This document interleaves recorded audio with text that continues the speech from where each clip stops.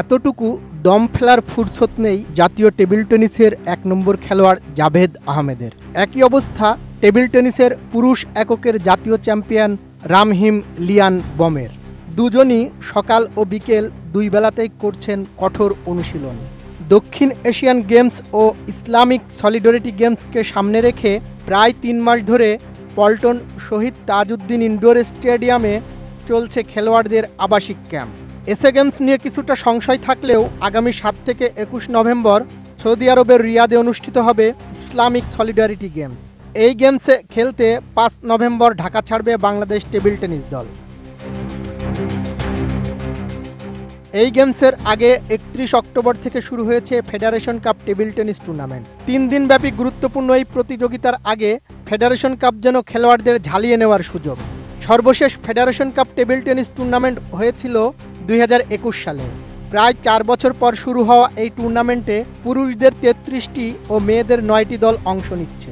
সব মিলিয়ে ১৫৯ জন পুরুষ খেলোয়াড়ের পাশাপাশি ৩৪ জন নারী খেলোয়াড় অংশ নিচ্ছেন এবারের ফেডারেশন কাপে। প্রতিযোগিতায় পুরুষ ও নারী একক এবং দলগত এই ৪টি ইভেন্টে হবে খেলা। সব মশার বিরুদ্ধে সুরক্ষা দিতে এলো বসুন্ধরা এক্সট্রিম অ্যারোসল, মশার বিরুদ্ধে এক্সট্রিম সুরক্ষা। ফেডারেশন কাপের পুরুষ এককের বর্তমান চ্যাম্পিয়ন মানস চৌধুরী ইনজুরিতে পড়ে এবারের টুর্নামেন্টে অংশ নিচ্ছেন না। কিন্তু দীর্ঘদিন পর টুর্নামেন্ট শুরু হলেও প্রতিটি ম্যাচই প্রতিদ্বন্দ্বিতামূলক হচ্ছে বলে মনে করেন তিনি। সবাই খুব উৎসাহ উদ্দীপনার মধ্যে আছে, কারণ এখন অনেকদিন ধরে আসলে sub games, Islamic solidarity games এবং আমাদের কিছু ইন্টারন্যাশনাল টুর্নামেন্টের ক্যাম্পের মধ্যে সবাই উপস্থিত আছে, সকাল বিকাল অনুশীলনে আছে। তো সব ইভেন্টে খুব একটা প্রতিদ্বন্দ্বিতাপূর্ণ ম্যাচ আমরা সবগুলোতেই লক্ষ্য করছি। জাতীয় দলের টেবিল টেনিস খেলোয়াড় জাভেদ আহমেদ ফেডারেশন কাপ দিয়েই নিজেদের ঝালিয়ে নিতে চান। নিজেরা কতটা উন্নতি করেছেন প্র্যাকটিসে সেটাও বোঝা যাবে এই টুর্নামেন্ট খেলে। যেহেতু আমাদের ইসলামিক সলিডারি গেমস আছে এই সামনে আপনার ৭ তারিখ থেকে, তো আমি মনে করি এই ফেডারেশন কাপটা আমাদের জন্য খুবই ওই টুর্নামেন্টের জন্য প্রিপারেশনটা খুব ভালো হওয়ার কথা, এটা আমার বিশ্বাস। যেহেতু এরকম টাফ ম্যাচগুলো খেললে ওইখানে যে আর কি আমাদের জন্য আর একটু কমফোর্ট হবে আর কি, কারণ আমাদের ম্যাচ খেলাগুলাই কম হয়। সো আমি মনে করি এই টুর্নামেন্টটা আমাদের জন্য খুবই কাজে। আরেক টেবিল টেনিস খেলোয়াড় রামহিম লিয়ান বমের প্রত্যাশা আরও বড়। ফেডারেশন কাপের অভিজ্ঞতা কাজে লাগিয়ে ইসলামিক গেমসের সেমিফাইনালে দেখতে চান নিজেকে।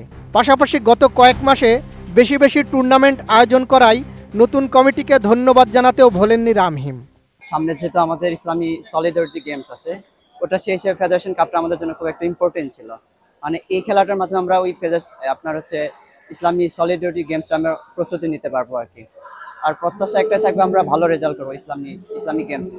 আমি প্রথমে ধন্যবাদ দিতে চাই আপনার যারা নতুন কমিটি এসেছে, তারা কিন্তু কমিটি আসার পর অনেকগুলো টুর্নামেন্ট দিয়েছে, যার কারণে আমাদের আগের থেকে আরো বেটার হচ্ছে। আর আমি চাবো যে সামনে যদি আরো টুর্নামেন্ট হয়, তাহলে খেলোয়াড়রা আরো প্রিপেয়ার হতে পারবে। আর দীর্ঘ ৪ বছর পর যেহেতু ফেডারেশন হচ্ছে, সবার মধ্যে দেখলাম অনেক একটা উন্মাদনা সৃষ্টি হচ্ছে আর কি। দীর্ঘ বিরতির পর ফেডারেশন কাপ টেবিল টেনিসের মধ্য দিয়ে নতুন উদ্যমে ফিরেছেন দেশের শীর্ষ খেলোয়াড়রা।